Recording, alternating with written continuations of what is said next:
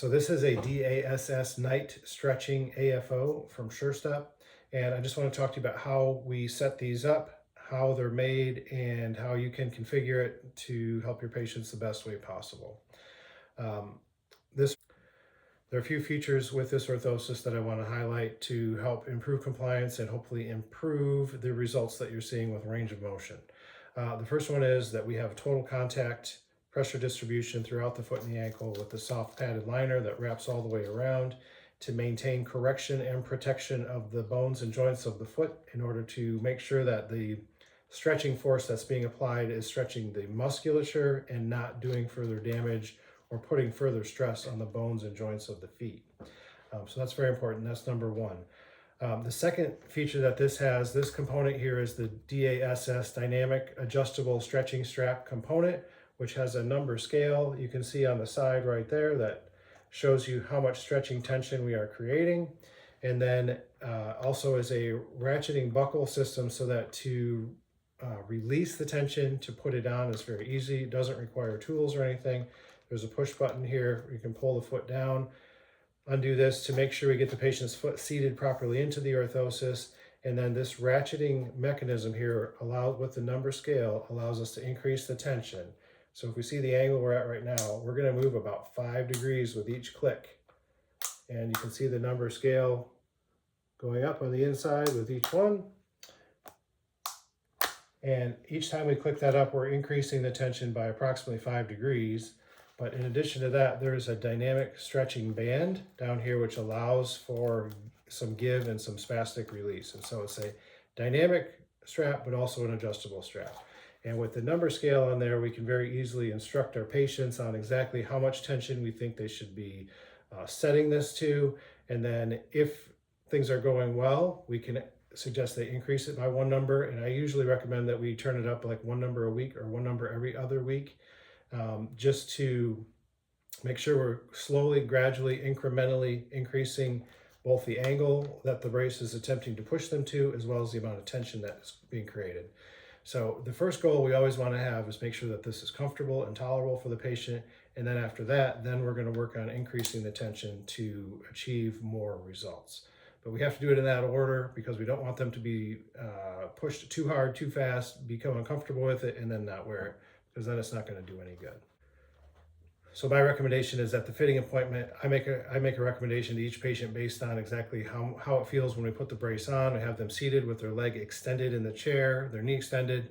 So we have them stretched out similar to what the position would be if they were laying down in bed with their legs straight. And just gradually increase this tension here on this mechanism here and see how it feels as far as how much tension is being created, or see the point at which they start raising their eyebrows, like it's starting to get uncomfortable. And then we find a beginning tension that we believe is going to be tolerable for them, but still doing some good. So they may be plantar flexed initially. That's totally fine. And then what I typically recommend is that we increase the tension by no more than 1 number per week, or oftentimes 1 number every other week. And that's only as tolerated. So if we say we're going to start at number 3, I can't see the numbers there. Okay, so we're starting at number 2, the last number we can see here. Then I would say leave it at that, work up to wearing it, try to get all through the night, and we can be plantar flexed 5 degrees or so, or whatever this is. And that's not a problem initially, but then the following week, if everything is going okay, then we're going to go up 1 more number and go to the number 3. So now we're going to go about 5 degrees further. Give that another week, make sure everything's going okay, and then go ahead and keep turning that up. If at some point, and most likely at some point, the tension will become too much, and then at that point we just say, okay, go back to the number you had it at before. So if we turn it up to 5 or 6 1 week, and all of a sudden we're having trouble sleeping or they're having too much discomfort, then after that, the following night, then go ahead and go back down to the number they were tolerating. Give that another week or 2, and then try again. And then eventually the goal is to make sure that we're doing as much as possible as far as stretching and improving this range of motion, but not moving so fast that it's causing too many problems for the patient. So that's the system I generally recommend as far as determining how much tension to set this at and determining how to adjust it. Is start low, move it just gradually, like 1 number per week, as long as they're tolerating it, If at some point or whenever the point happens where it's too much, then we go back to the number that they can tolerate, give it a couple more weeks, and then maybe try again. But each time we can adjust and set this as to what is tolerable for the patient. So this goniometer is incorporated in the inside so that while the patient is wearing it, then there's going to be some resistance in their musculature. So we can gauge and measure exactly what position we're achieving at night while they're wearing the orthosis. But that helps you or the parent to actually be able to go in at night, maybe take a photo of exactly the position of the patient's foot and leg while they're wearing the orthosis at night, and they can share that with their therapist or their doctor and really get a good understanding of what sort of positioning we're getting at night. Are we making progress? How much progress are we making? Do we need to keep working on turning it up, or are we happy with where we're at? All of those questions can help be answered by just taking a picture of this while the patient is actually wearing it. So another feature that I want to point out to you, this joint on the outside of the ankle here, let me just take this off here in a moment, is called a DA joint from Surestep. It's a dual adjustable joint.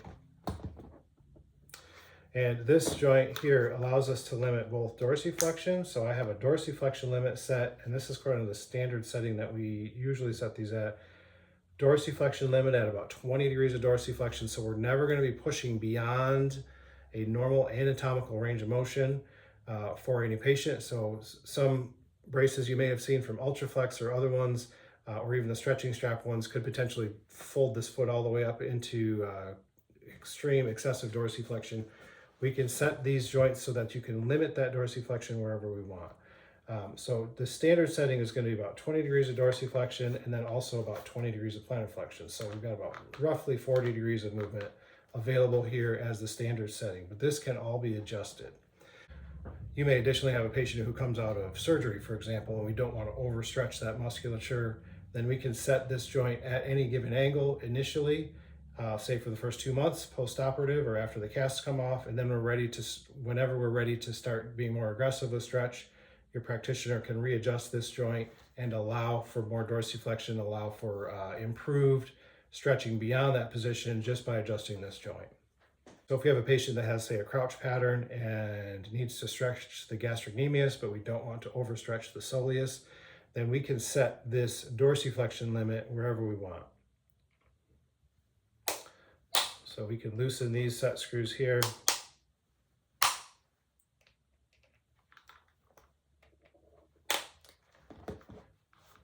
And if we want to adjust this, I can set this dorsiflexion limit as I'm turning this here. You can probably see this moving just a little bit. There it goes. Set it at 5 degrees, set it at 2 degrees.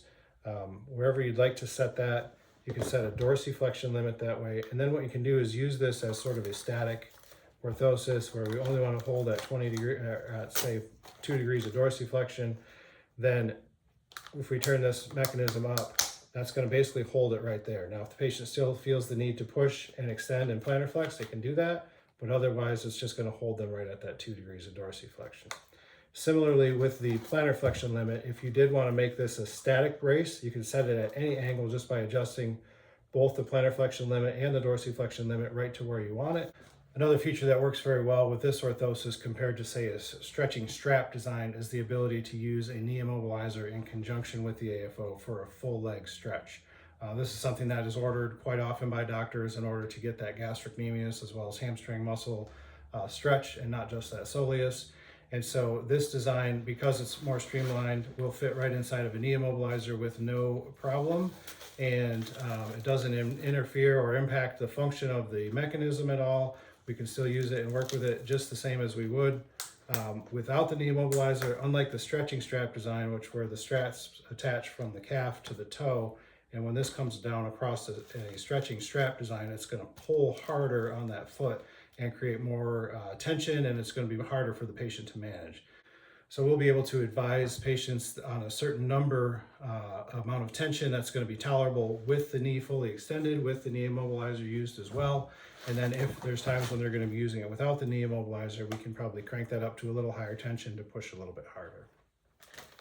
As a standard, we also offer soling and tread on the bottom of the AFO. This can be very helpful both for patient compliance and for safety in case they get up to go to the bathroom during the night, or for any patients who are ambulatory or potentially going to be getting up with this on. Soling and tread on the bottom allows them to be able to do that with more safety, and then of course that's going to help with compliance as well, because it's going to parents are going to be more willing to allow their patients to wear this more often if they're not worried about them slipping and falling. We do also have a lot of patients who will go ahead and put these on, say in the living room while they're getting ready for bed or what have you, and they can wear it and walk around the house a little bit for household ambulation with this thin tread that's on here, and they can use it both, say, while they're having story time and then also while they're in bed sleeping. So this dynamic adjustable stretching strap component, in conjunction with all of the other features, including this dual adjustable joint back here from Surestep, goniometer, incorporated medial joint at the medial ankle, total contact pressure distribution around the foot and the ankle to help protect that. So it's a very thin, lightweight, and very adjustable and adaptable orthosis that's going to really, I think, improve patient compliance and improve results with range of motion for nighttime stretching and bracing.